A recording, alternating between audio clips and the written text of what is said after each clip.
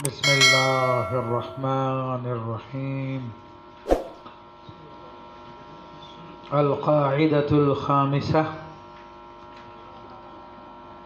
یہی ہے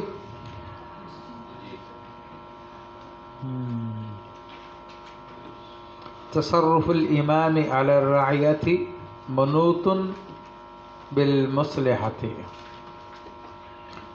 امام کا تصرف کرنا اپنی رعایا پر منحصر ہے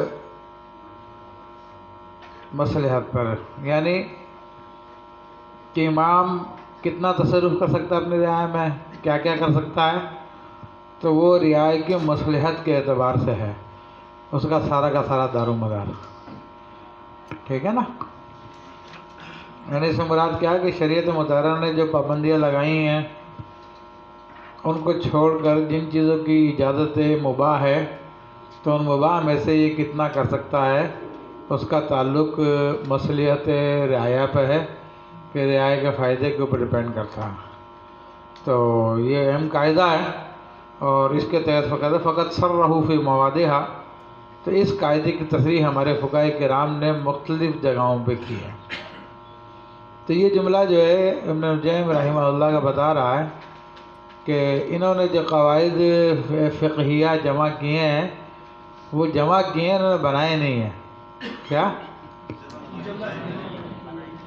ہاں، جو مختلف کتابوں کے اندر فقہاء کرام نے لکھے ہوئے تھے تو یہ کثیر المطالعہ تھے اور بہت زیادہ ان کا مطالعہ ہے، تو اس لیے ان کی نظر میں تھے وہ جزیات، تو انہوں نے وہ جمع کر کے کتابیں کر دیا۔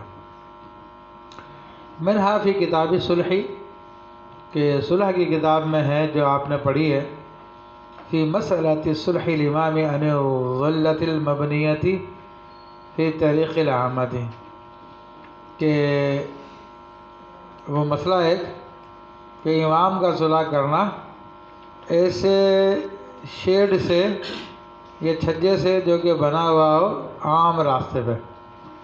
تو بعض اوقات راستے کی طرف ہم نے نکالا ہوتا گھر کا حصہ، اوپر والی بلڈنگ نکالی ہوتی، چھجا ہوتا ہے، شیڈ ہوتا ہے، ٹھیک ہے نا، چھپر ہوتا ہے جو بعض اوقات بنایا ہوتا ہے۔ لوگوں کی عادت ہوتی ہے کہ جو اپنا زمین خریدی ہوتی ہے وہ تو بناتے ہیں لیکن اس کے آگے کی بھی تھوڑی سی جگہ گھیر لیتے ہیں۔ پوچھا جائے کیا ہے، لوگ گزرتے ہو کہ سائے میں بڑھ جائیں گے اور یہ ہو جائے گا اور وہ ہوگا، اس قسم کی باتیں کرتے ہیں وہ۔ تو کہا کہ امام اس کو چھوڑے یا توڑ دے، تو کہا کہ یہ عام لوگوں کی مصلحت میں مبنی ہے کہ اس میں لوگوں کا فائدہ ہے نہیں ہے۔ فسرہ بھی الامام ابو یوسف رحمہ اللہ فی کتاب الخراج فی موادھہ، اور امام ابو یوسف رحمۃ اللہ علیہ نے بھی اس قاعدے کی صراحت کی ہے مختلف جگہوں پر۔ تو عوام کا فائدہ کس میں ہے؟ اب یہ ہمارے انگریزوں کے ایجنٹوں کو بھی کوئی بات بتائے جا کے کہ مسجدوں کو توڑنے میں لگے ہیں کہ جناب انکروچمنٹ ہے اور یہاں پہ ناجائز بنا لیے، پورا محلہ پورا علاقہ سب کہہ رہے ہیں کہ ہمیں پارک کی ضرورت نہیں، ہمیں مسجد کی ضرورت ہے، اور جج جو ہے وہ آرڈر کرے توڑ دو جی پارک کی جگہ تھی۔ ابھی تاریخ روڈ کے اوپر مسجد کا مسئلہ چل رہا ہے نا، تو ہمارے تو نا عاقبت اندیش سنی کہلانے والے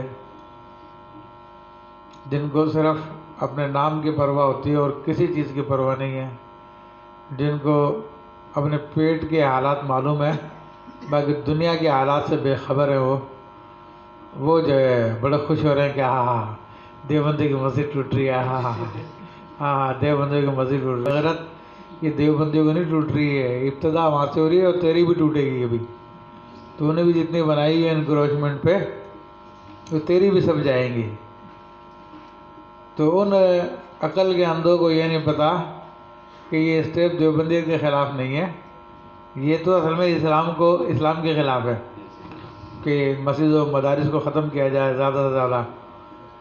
تو بعض سنی بریلوی کہلانے والے وہی جن کو اپنے پیٹ کے حالات کا علم ہے باقی مسلمانوں کی حالات کا علم نہیں ہے تو وہ بڑے خوش ہو رہے ہیں، پوسٹیں لگا رہے ہیں۔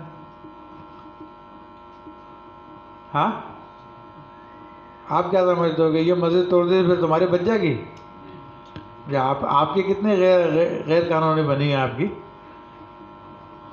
کی بہت ساری مسجدیں ایسی بنی ہیں، تو کوئی بھی نہیں بچے گی۔ ہاں یہ بچ گئی تو باقی دوسری بچ جائے گی انشاءاللہ تعالیٰ، کیونکہ ابتدا ایک سے ہی ہوتی ہے، پہلی دفعہ میں جھجک ہوتی ہے، پہلی دفعہ میں جھجک نہیں ہو نا تو یا ختم ہوگی تو پھر باقی کوئی جھجک نہیں رہتی ہے۔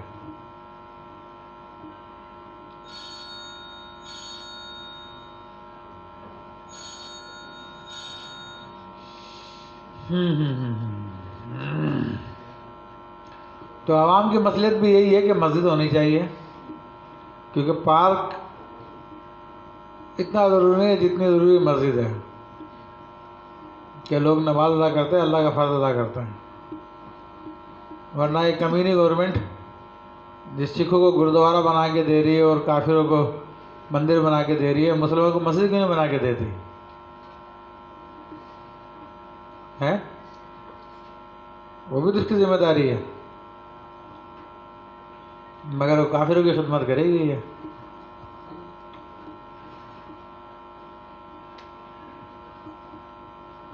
اور سر اچھا وہ جو سینما بنا ہوا ڈالمیا پہ،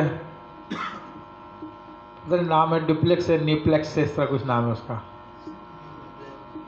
ڈالمیا چورنگی ہے یہاں پہ عسکری پہ، وہ انکروچمنٹ ہے زبردست قسم کی، اور اتنی غلط انکروچمنٹ ہے، پوری ٹریفک ڈسٹرب ہوتی ہے اس کی وجہ سے، بالکل آگے نکلی ہے، لیکن وہ سینما ہے بنایا ہوا تو دادا گیری ہے، ان کو کوئی نہیں بول سکتا۔ اور وہاں پہ جج بغیرت جو ہے وہاں پہ کیوں نہیں دے رہا حکم، کیوں نہیں کہہ رہا کہ اس کو جا کے توڑو، یہ قانون کی خلاف ورزی ہو رہی ہے۔ اس کو خدا کا گھر تو نظر آتا ہے کہ اس کو توڑ دیا جائے، لیکن جو ہے بنایا ہوا سینما بھی نہیں توڑ سکتا۔ وہ بابا جی نے صحیح کہا تھا کہ انگریزوں کو کتے نہلانے والے لوگ ہیں، یہ وہی لوگ ہیں جنہوں نے انگریزوں کے کتے نہلاتے ہیں، تو یہ کیوں بولیں گے؟ تو وہ بھی انہیں کے حکم پہ چل رہے ہیں، یہ بھی انہیں کے حکم پہ چل رہے ہیں، تو دونوں ایک دوسرے کا کام خراب نہیں کریں گے۔ ان کو تو خدا سے دشمنی ہے، رسول سے دشمنی ہے، دین سے دشمنی ہے، وہ کریں گے یہ لوگ، عوام سے دشمنی ہے۔ وَسَرَّهُ فِي كِتَابِ الْجِنَایَةِ، ویسے سنا مفتی صاحب نے بھی اس کی حمایت میں لکھا ابھی ہے۔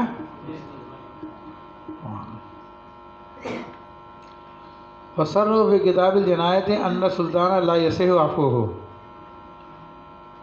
کہ سلطان کے لیے جائز نہیں ہے کسی کو معاف کرنا، ان قاتل سے من لا ولی لہ، یعنی اگر کسی قاتل نے کسی ایسے آدمی کو قتل کر دیا جس کا کوئی ولی نہیں تھا تو اس کا ولی اب سلطان ہے، تو سلطان جو ہے اس سے اب بدلہ لے گا یا قصاص لے گا، تو اب سلطان کے لیے جائز نہیں ہے کہ جناب وہ سامنے والے کو معاف کر دے، کہ سلطان کے اوپر واجب ہے کہ اس کا حق لے، اگر قصاص بنتا ہے قصاص لے، دیت بنتی ہے دیت لے، ٹھیک ہے نا۔ اور ہمارے یہاں پہ کیا بنتا، وہ فوجی تھا جرنک، اس نے بھی اسلامی قانون بنائے تھے، بس ان کی اپنی مرضی کے ہوتے ہیں قانون، تو فوج والوں کا بھی اسلام اپنی مرضی کا ہی ہے، وہ والا اسلام نہیں جو سرکار دو عالم صلی اللہ علیہ وسلم لے کر آئے ہیں۔ ہاں یہ دیکھ لو آپ جو کچھ کر رہے ہیں لوگ، سب پورے پاکستان کے عوام کو جو ہے ٹیکے لگوا دیے کرونا کے، اور خود میں سے کسی نے نہیں لگوایا، ہماری فوج کو نہیں لگا کرونا کا ٹیکہ،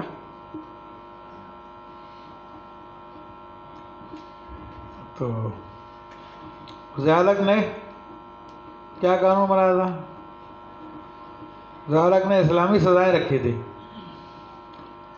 اور قتل کا جو ملزم تھا جو بھی ہے اس کا آخری اختیار اپنے پاس رکھا تھا کہ اگر کورٹ بھی اگر کسی کو قتل کی سزا دے دے تو صدر کو یہ اختیار ہے ثواب دیدی چاہے تو اس کو معاف کر دے۔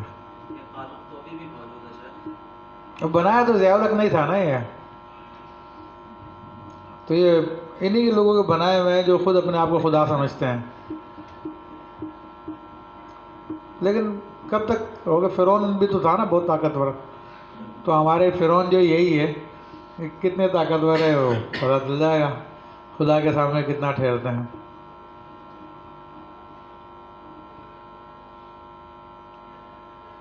انما لہ القصاص، حاکم اسلام پہ واجب ہے کہ قصاص لے، معاف نہیں کر سکتا. یہ دیکھو پڑھ لیا نا آپ نے، لا یصح عفو، اس کو معاف کرنا جائز نہیں ہے. والصلح، اور صلح کرنا بھی جائز نہیں ہے. وعلّ له في الإيداع بأنه نصب ناظرا، اور ایداح میں اس کی تعلیل یہ بیان کی ہے کہ سلطان کیوں نہیں معاف کر سکتا، کیونکہ اس کو تو نگہبانی کے لیے رکھا گیا ہے. ولیس من النظر للمستحق العفو، اور یہ تو کوئی نگہبانی نہیں ہے کہ جو قتل کا مستحق ہو اس کو معاف کر دے، اس کو تو قتل ہی کرنا پڑے گا. وَأَصْلُهَا مَا أَخْرَجَهُ سَعِيدُ بْنُ مَنْصُورٍ عن البراء رضی اللہ عنہ قال قال عمر رضی اللہ عنہ انی انزلت نفسی فی مال اللہ بمنزلۃ ولی الیتیم، کہ میں نے اپنے آپ کو اللہ کے مال میں یتیم کے ولی کے درجے میں رکھا ہے. یتیم کے ان احتجت اخذت منہ، اگر مجھے ضرورت پڑی تو میں اس سے لے لیتا ہوں. فاذا ایسرت، اور جب میں خوشحال ہوتا ہوں، رددتہ، تو واپس لوٹا دیتا ہوں جو میں نے بیت المال سے لیا تھا. فاستغنیت استعففت، اور جب میں غنی ہوتا ہوں تو پھر معاف کر دیتا ہوں، بیت المال سے نہیں لیتا. تو آپ نے کہا کہ میں بیت المال کے اندر وہی معاملہ کرتا ہوں جو اللہ نے یتیم کے ولی کو حکم دیا. اور یتیم کے ولی کو کیا حکم دیا؟ ضرورت پڑے تو اس میں سے تھوڑا بہت لے لے، ورنہ ویسے ہی کام چلائے. تو وہی ہے، ارے ہمارا بھی یہ حکم ہے، اور یہ مولویوں کے لیے خاص طور پہ ہے. تو مولویوں نے مسجد و مدرسے کو دکان بنایا ہوا، خاص قوم ہے وہ کہتی ہے ارے مسجد بنا لے یار، پورا خاندان پل جائے گا بھائی. مدرسہ بنا لے، پورا خاندان پل جائے گا. خاندانی پیشہ ہوتا ہے. جی آپ کے ابو کا کیا بزنس ہے؟ جی ہمارا مزار ہے. کیا؟ ہمارا مزار ہے، ہم مزار سے کماتے ہیں. آپ کے ابو کا کیا پیشہ ہے؟ جی ہماری مسجد ہے. دیکھو کتنے لوگ ہمارے معاشرے میں ایسے ہیں جو اسی کام پہ پڑھ رہے ہیں، اسی کام پہ چل رہے ہیں، حالانکہ وہ اس کے باپ کی مسجد نہیں ہے. اگرچہ کہ اس نے اپنے پیسوں کی بنائی ہو تب بھی اس کے باپ کی بھی نہیں ہے، کیونکہ وہ وقف کر چکا ہے، وہ اللہ کے لیے ہو چکی ہے. سمجھ رہے ہیں؟ اب کیا حکم ہے کہ اگر چلو وہ اس کا نگہبان ہے یا ناظر ہے یا متولی ہے، جو بھی ہے، تو عرف کے مطابق جتنی تنخواہ ایک امام کی بنتی اتنی لے سکتا، اس سے زیادہ نہیں لے سکتا. عرف کے مطابق ایک مدرسہ چلانے والے کی جو تنخواہ بنتی ہے اتنی لے سکتا، اس سے زیادہ. یہ تمہارا پرسنل بزنس نہیں ہے. بات سمجھ میں آ رہی ہے؟ یہی حکم ہے اس میں کہ اللہ کے مال، یہ بیت المال میں ولی یتیم کی حیثیت ہے تمہاری. اور جو پھر ضرورت سے زیادہ لیتا ہے یا عرف سے ہٹ کے لیتا ہے تو کیا فرماتا ہے اللہ تعالیٰ؟ الذین یاکلون اموال الیتامی انما یاکلون فی بطونہم نارا. تو بہت سارے داڑھی والے مولوی کہلانے والے بھی اپنے پیٹ میں آگ ہی بھر رہے ہوتے ہیں، کیونکہ انہوں نے مسجدوں کو اپنا پیشہ بنایا ہوتا، مدرسوں کو اپنا پیشہ بنایا ہوتا. ٹھیک ہے نا؟ اور مزار والے تو پھر آپ کو پتہ ہی ہے مزار پہ کیوں جھگڑے ہوتے ہیں. یہ جھگڑے اس لیے نہیں ہوتے کہ ان کو مزار والے سے بڑی محبت تھی. کیا؟ کیونکہ وہ نیریا شریف کا جو مزار ہے، کیا نام تھا ان کے، مولانا علاؤ الدین صدیقی رحمۃ اللہ علیہ کے والد کا جو مزار تھا، محی الدین اس کے اوپر بھی آپس میں ان کے بھائیوں کا جھگڑا تھا، تو وہ ایک الگ دن عرس کرتے تھے، وہ الگ دن عرس کرتے تھے۔ پھر ابھی ان کا انتقال ہوا مولانا علاؤ الدین صدیقی صاحب کا، تو ان کے اوپر ان کے دو جھگڑوں، بیٹوں کا جھگڑا۔ وہ بولے کہ اس دن تو عرس میں کروں گا، وہ بولا نہیں اس دن عرس میں کروں گا۔ تو اصل میں عرس ہوتا ہے کمائی کا بڑا دن، اور اس کے لیے بڑا چندہ جمع ہوتا ہے دنیا بھر سے، جہاں جہاں بھی پیر کے مرید ہوتے ہیں اس کے سب سے کہا جاتا ہے کہ عرس کا خرچہ بھیجو، لنگر بنانا، یہ کرنا وہ کرنا۔ اب کروڑوں کی تعداد میں چندہ آتا ہے مختلف جگہوں سے، تو لگتا ہو 50 لاکھ لگ جائے گا، 60 لاکھ لگ جائے گا، باقی تو پھر اسی کی ہوتی ہے نا، کوئی آڈٹ نہیں ہوتا، کوئی کچھ نہیں ہوتا، کہاں جا رہا کہاں نہیں جا رہا کوئی۔ تو جھگڑا اسی بات پہ تھا کہ مفتی صاحب نے جا کے صلح کرائی تھی، سیٹنگ کی تھی کہ چلو بھائی صلح کر لو، ایک دن تم کر لینا، ایک تاریخ تم کر لینا۔ ایک جگہ نہیں، ہر جگہ کی بات بتا رہا ہوں میں۔ یہ اپنے سلطان باہو رحمۃ اللہ تعالیٰ علیہ کا جو مزار شریف ہے، اب دیکھو نا ان کے ساری اولادیں کراتی، حالانکہ میں سنا کہ ان کو اولاد تو تھی نہیں، سلطان باہو رحمۃ اللہ علیہ کی اولاد کوئی نہیں تھی، ان کے رشتہ دار ہیں یہ بھائی بہن وغیرہ کی اولادیں یا کوئی بہن وغیرہ کی اولادیں ہیں، جتنی بھی اولادیں کراتی ہیں۔ تو اب ان کا بھی یہ ہوتا کہ عرس کے اندر اب کس کا قبضہ ہے وہاں پہ، اب پتہ نہیں، میرے خیال انہیں کا قبضہ ہے، سلطان محمد علی۔ محمد علی تو چھوٹا بھائی ہے، وہ جو ریس کرتا ہے پاکستان میں سب سے زیادہ۔ ہاں ہاں، خالد سلطان تو الگ ہے، وہ بلوچستان میں بیٹا، وہ لینڈ گریبر ہے۔ ہاں، جگہ پہ قبضہ کرنا، مدرسہ بنا لیا، جب وہ جگہ آباد ہوگی بیچ کے آگے نکل گئے، پھر کسی اور سنسان جگہ پہ قبضہ کر لیا، مدرسہ بنا لیا، پھر جو وہ جگہ آباد ہوگی کہ ریٹ بڑھ گئی اس علاقے کے، بیچے اور نکل گیا آگے۔ تو یہ ساری کی ساری کہانیاں ہوتی ہیں۔ تو اب سلطان باہو رحمۃ اللہ تعالیٰ علیہ کے مزار پہ بھی یہ مسئلہ ہے۔ تقریباً آپ مزارات پہ دیکھیں جو اولادوں کے ہاتھ میں ہوتے ہیں نا، تو یہ مسئلہ بنتا ہے۔ بلکہ حضرت خواجہ خواجہ غریب نواز رحمۃ اللہ تعالیٰ علیہ، ان کے مزار شریف پہ تو ان کی اولادوں کا ہے ہی نہیں ہے کوئی حصہ، جو ان کی اصل اولادیں ہیں وہ تو پتہ نہیں دنیا میں مختلف جگہوں پر ہے۔ اب وہ جو غریب نواز رحمۃ اللہ علیہ کے ساتھ کچھ لوگ آئے تھے، ان کی اولادیں جو ہیں وہ پورے کا پورا اوپر ایک خاندان ہے جس نے پورا مزار کے ارد گرد قبضہ کیا ہوا، اور ان میں سے ہر آدمی ایک خلیفہ ہے۔ وہ کہتا ہے میں اس سلسلے کا خلیفہ ہوں، وہ میں کہتا ہوں اس سلسلے کا خلیفہ ہوں۔ ان میں سے کچھ لوگ مشہور انڈیا سے آتا ہے، کیا یہ مشہور ہو گیا، انگلینڈ وغیرہ بھی ادھر ادھر بھی جاتا ہے، اور بھی کچھ لوگ ہیں جو مشہور ہو گئے۔ تو وہ سارے کے سارے غریب نواز کے نام پہ کما رہے ہیں، کھا رہے ہیں، ان کا کام یہی ہے۔ وہ کہتے ہیں ہم غریب نواز کی اولاد ہیں، حالانکہ اولاد نہیں ہے، غریب نواز کی اولاد تو انگلینڈ میں میری ملاقات ہوئی ہے ان سے، وہ پھر وہ ان کی فیملی مرید بھی ہوئی ہے باقاعدہ مجھ سے۔ آپ رحمۃ اللہ علیہ کی اولادیں، تو ان اولادوں کا آپ کا قبضہ نہیں ہے مزار پہ، یہ وہ جو لوگ آپ کے ساتھ آئے تھے ان کا قبضہ ہے۔ تو بہرحال کہنے کا مقصد یہ ہے کہ آپ سب کے سب مولوی ہو، میں بھی مولوی ہوں آپ کی طرح، لیکن مسجد کو اپنا پیشہ مت بناؤ، نہ مدرسے کو اپنا پیشہ بناؤ، نہ مزار کو اپنا پیشہ بناؤ۔ ہاں، انسان کو اگر چلا رہا مسجد مدرسہ یا مزار جو بھی ہے، تو عرفاً جتنا حق بنتا ہے اتنا لے لے، اس سے زیادہ نہیں ہے۔ سمجھے کہ نہیں سمجھے؟ یہ ساری کہانی سنانے کا مقصد یہ ہے، کسی پہ طنز کرنا مقصد نہیں ہے، لیکن لوگوں کی پریکٹس بتا رہا ہوں کہ آج کل ہو کیا رہا۔ آج کل یہی ہو رہا کہ بھئی تمہارا بزنس کیا ہے؟ یہ مزار ہے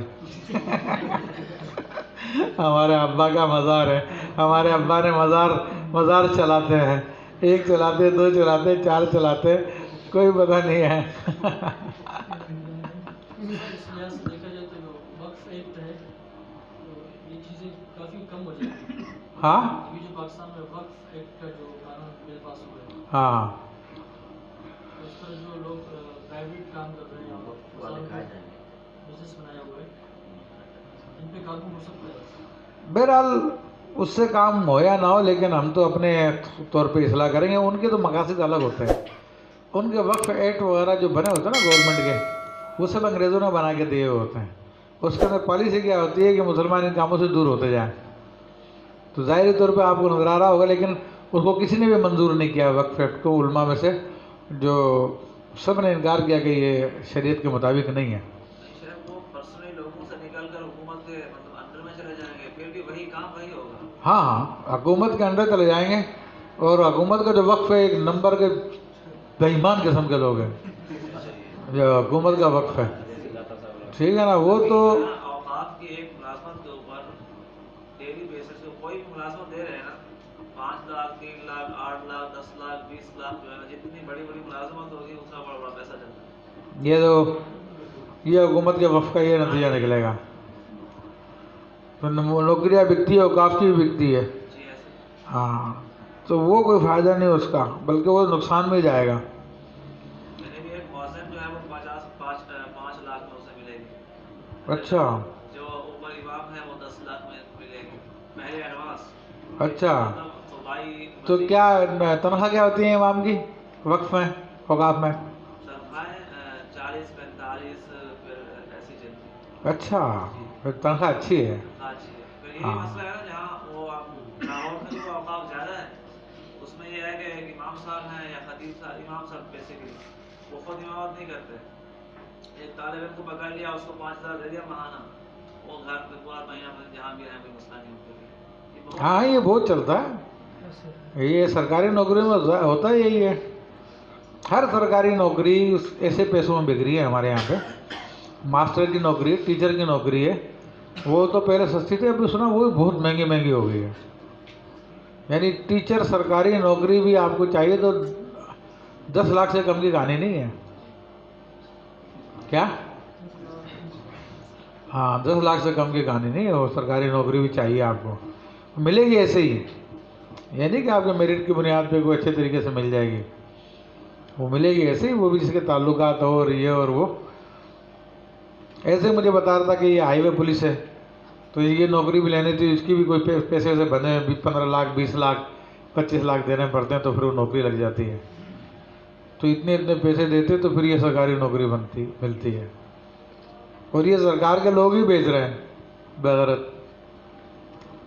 چلو بہرحال اللہ تعالیٰ قوم کو بجائے. لیکن میرے سبق چھوڑ کے تقریر کرنے کا مقصد کیا ہے کہ آپ سب کے سب مولانا لوگ ہو اور ان چیزوں سے اپنے آپ کو بچاؤ. ممکن ہے کہ آپ لوگ کو عزیز بھی لگاؤ اسی کام کے اندر، تو اس کو بھی سمجھاؤ کہ بھائی یہ جائز نہیں ہے جو آپ کر رہے ہیں اس وقت. کیونکہ آپ لوگوں کی اصلاح ہوگی تو ہی اصلاح ہوگی، ورنہ اصلاح نہیں ہوگی. کیونکہ ہم تھر پار کر جاتے ہیں نا، اس کا تجربہ مجھے بھی کافی ہو گیا. تو جناب پیروں کے خلیفے بنے ہوئے ہیں اور سرکاری نوکری ہوتی ہے ان کے پاس، اور کبھی کوئی ٹیچر ہوتا ہے، کوئی نوکری کر رہا ہوتا، کوئی نوکری کر رہا ہوتا. ڈیوٹی ووٹی کچھ نہیں، صرف مہینے کی تنخواہ لیتے ہیں. اس کے اندر انگوٹھا لگانا پڑتا، کچھ آفیسروں کو کھلانا پڑتا، کچھ ان کے پاس آ جاتا ہے. تعلقات کی بنیاد پہ سارے کے سارے سے کام چل رہا ہے. داڑھی بھی رکھی، نماز بھی پڑھ رہا ہے جناب، مبلغ بھی بنا ہوا، پیر کا خلیفہ بھی بنا ہوا، کام یہ کر رہا ہے. خود پیر صاحب کا بھی یہ حال ہوتا ہے، وہ بھی ایک نمبر کے بے ایمان ہوتے ہیں. جب ظاہر سی بات ہے مریدین کو بے ایمانی کروا رہا ہے وہ کہ گھر پہ بیٹھ کے تنخواہ لے لے، کوئی طرف کو جانے کی ضرورت نہیں ہے، تو خود کتنا ایماندار ہوگا. مجھے یاد آئی ایک بڑی دلچسپ بات. تو ایک مرتبہ مولانا الیاس قادری صاحب کے ساتھ بیٹھے ہوئے تھے، تو ان کو شکایت کی میں نے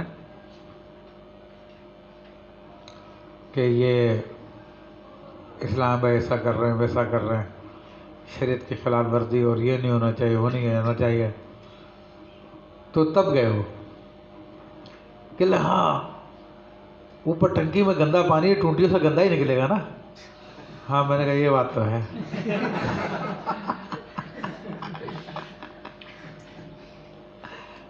آ کی اصلاح ہو، لیکن جب ان کی اصلاح ہو تو دیکھو کیسے تبے ہو کہ یعنی میں وہ ٹنکی ہے.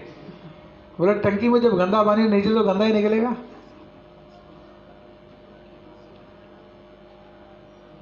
مجھے اپنی اور ساری دنیا کے مسلمانوں کی اصلاح کرنے ہے. ہاں समझ गए।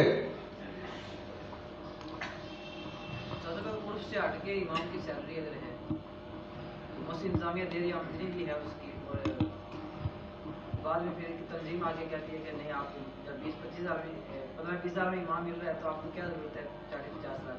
नहीं नहीं नहीं, इस वक्त उर्फ सिर्फ मस्जिद में तो जुल्म का उर्फ है।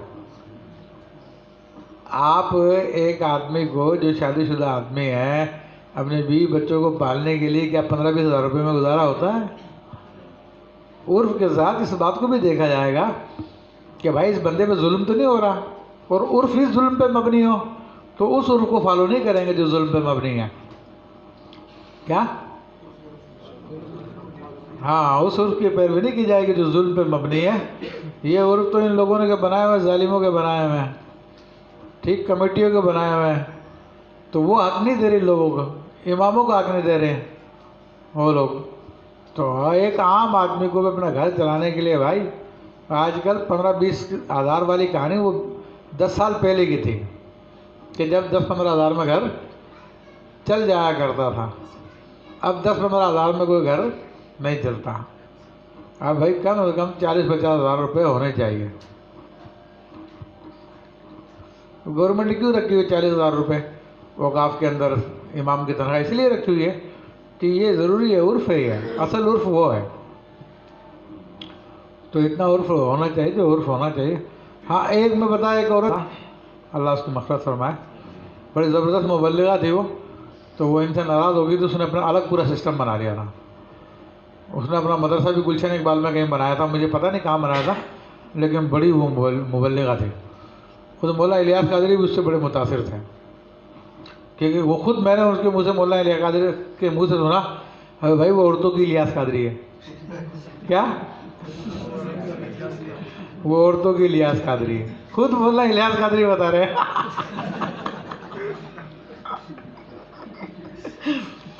तो यानी वो इतनी तेज़ ज़बान की थी वो।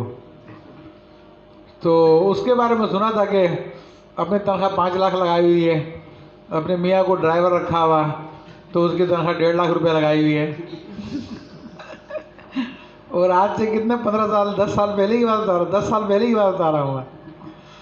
तो इतनी ड्राइवर की तनख्वाह होती है, या मदरसे चलाने वाले की तनख्वाह होती है 5 लाख रुपए, 2 लाख रुपए, 3 लाख रुपए है। ये तो यूनिवर्सिटी के प्रोफेसर की भी नहीं होती, ये यूनिवर्सिटी के चांसलर की भी इतनी तनख्वाह नहीं होती है। ये जो उर्फ से हटके जुल्म है। बड़े बड़े उलमा उस्ताद इस बात पर गौर करें और फतवे जारी करें, इमामों के हक माने जाए। हाँ, इमामों के हक में तो उलमा बोल ही रहे हैं ना, अल्हम्दुलिल्लाह। उलमा काफ़ी अर्से से बोल रहे हैं, मुफ्ती मुनीर साहब तो एक अरसे से बोल रहे हैं। हमें ये मौका मिलता। अब तो एक ट्रेंड चल गया, सोशल मीडिया पे भी आजकल लोग खूब डाल रहे हैं। हाँ, कोई डाल रहा कि ए अल्लाह हमारे कमेटी के तमाम लोगों की औलादों को जो है मस्जिद का इमाम बना दे। नाराज़ हो गए जी? क्यों नाराज़ हो गए? तुम मुझे जैसे सलूक कर रहे हो। तो आजकल सोशल मीडिया पे काफ़ी चल रहा है। लोग तो जो जुल्म करते ही करते हैं, तो जो मदारिस के मोहतमीन हैं उनका तो यही हाल है। सिर्फ मसाजिद में फिर भी चलो कुछ ना कुछ मसाइल हैं। तो मदारिस में हिफ्ज़ का मुदर्रिस है, 1 महीना बैठा हुआ है सुबह शाम। अब आज महीना की हम बात कर रहे हैं एक बार, तो बहुत मसाइल हैं, मोहतमीन भी यही काम कर रहे हैं। हाँ नहीं, बिल्कुल ही मोहतमीन को भी होना चाहिए उसके मामले में, बिल्कुल गौर करना चाहिए उनको, और खुदा से डरना चाहिए। क्योंकि हम लोग जब दाऊद इस्लामी मदरसे हमने शुरू कराए थे तो उस वक्त हमने सबसे पहले काम यही किया था। हमने कहा कि मदरसीन को जो तनख्वाह मिलती है 2000 रुपये 2500 रुपये मिलती है, तो कम से कम इसको 5000 रुपये किया जाए। तो फिर वहाँ पे तनख्वाह हमने बढ़वाई थी वहाँ पे। तो अभी तो उन्होंने बहुत बढ़ाई है माशाल्लाह तनख्वाह। अभी तो सुना कि वो किसी की 1.5 लाख तनख्वाह है, मुफ्ती कासिम की 2 लाख है, पता नहीं 1.5 लाख है। हाँ, और अली असगर की कितनी है? उसकी भी 1 लाख से ऊपर ही होगी। तो उधर अभी ठीक ठीक तनख्वाह, मगर वहाँ पे वो तनख्वाह ज़बान बंदी की है। हाँ, वो तो उर्फ से बढ़ गया ना। वो तो عرف سے بڑھ گیا نا، تو اس لیے تم کہہ رہے زبان بندی کی تنخواہ ہو، کام کی نہیں ہے. ہاں کہ بس اپنی زبان ہمارے حکم کے تحت رکھو، جو بولے وہ بولو، جو منع کرے وہ نہ کرو. سر کچھ مساجد جو ہے نا اب جو پرائیویٹ تھی سیلانی کے انڈر میں یا اسلامی کے تنظیموں کے انڈر میں اب جا رہی ہیں، تو سب سے پہلے یہی وہ آتے ہیں کہ اتنی تنخواہ کیوں دے رہے ہیں، یعنی کہ 55,000 کے امام صاحب کو صدر میں دے رہے تھے، ان کو یعنی کہ جاتے کہتے ہیں 15-20,000 میں امام مل رہا ہے. ابے بھائی یہ تو اتنے کمینے لوگ ہیں، ان کے پیچھے جو یعنی طلبہ پہ علماء پہ ظلم زیادتی کرنا ان کا مشغلہ ہے. تو میں تو ایک عرصے رہا ہوں نا، تو وہ طلبہ طالب علم کو جناب وہ ایک مرتبہ یہ دعوت اسلامی کے ذمہ دار تھے، ان سے بات ہوئی کہ بھائی یہ طلبہ کو آپ جو چائے مل رہی چائے اچھی نہیں ہے، اس کے اندر دودھ زیادہ ہونا چاہیے. بھائی ساری دنیا سے چندہ آتا ہی نہیں کے نام پر ہے، تو انہیں بھی خرچ نہیں کرو گے تم.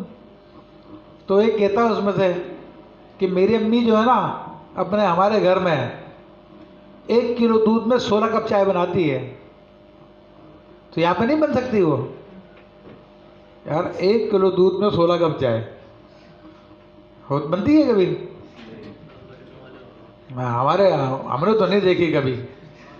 لیکن وہ طالب علم میں اس لیے ان کو بناؤ، اور خود جو پیتے ہیں 1.5 پاؤ دودھ کے اندر 1 کپ چائے پیتے ہیں، اس کو دودھ کو جلا کر پانی میں نہیں ڈالو، پھر بھی اس کو اور پکاؤ پکاؤ پکاؤ یہاں تک کہ وہ ہاں. تو اب یہ ان لوگوں کی ذہنیت ہے، اس قسم کی ذہنیت ہے.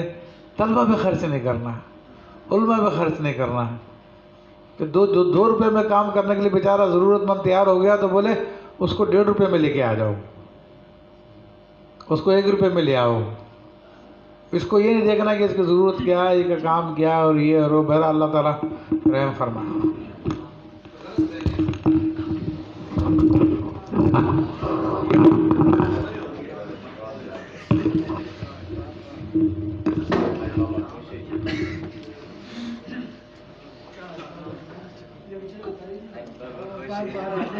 بار بار